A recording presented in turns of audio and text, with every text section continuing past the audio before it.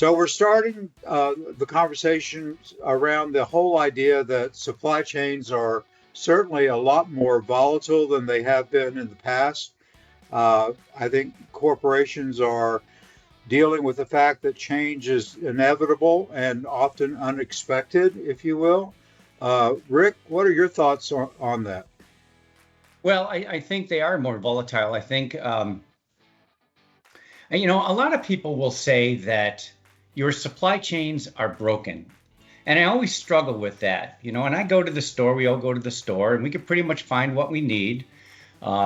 Maybe sometimes it's a little out of stock or not, but pretty much we as consumers, at least in the United States, find products in various different forms, whether it be a grocery store, a convenience store, a big box store like Sam's or Costco, and we find what we need.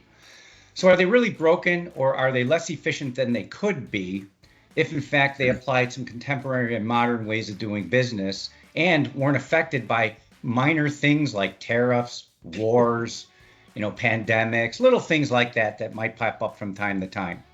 So what do we do about that? Well, we all work real hard on making our supply chains more resilient to mitigate the impacts of those types of things.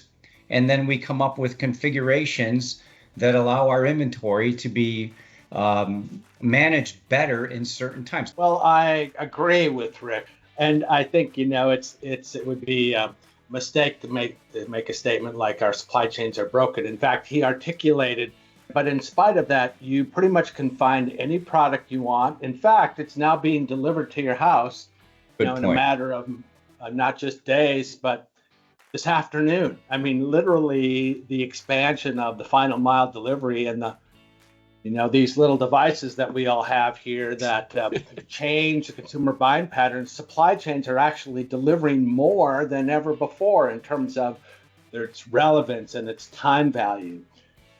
They're certainly more volatile because the pace of change is coming from many directions that weren't normally in the course of the evaluation of the operating team or the operating management of companies.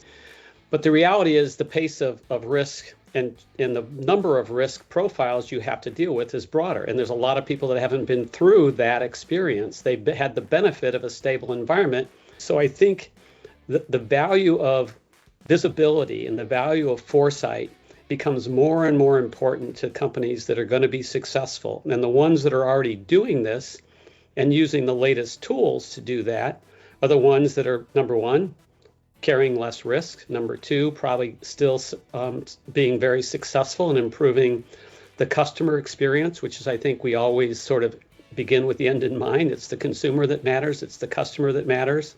And I think that's the critical aspect.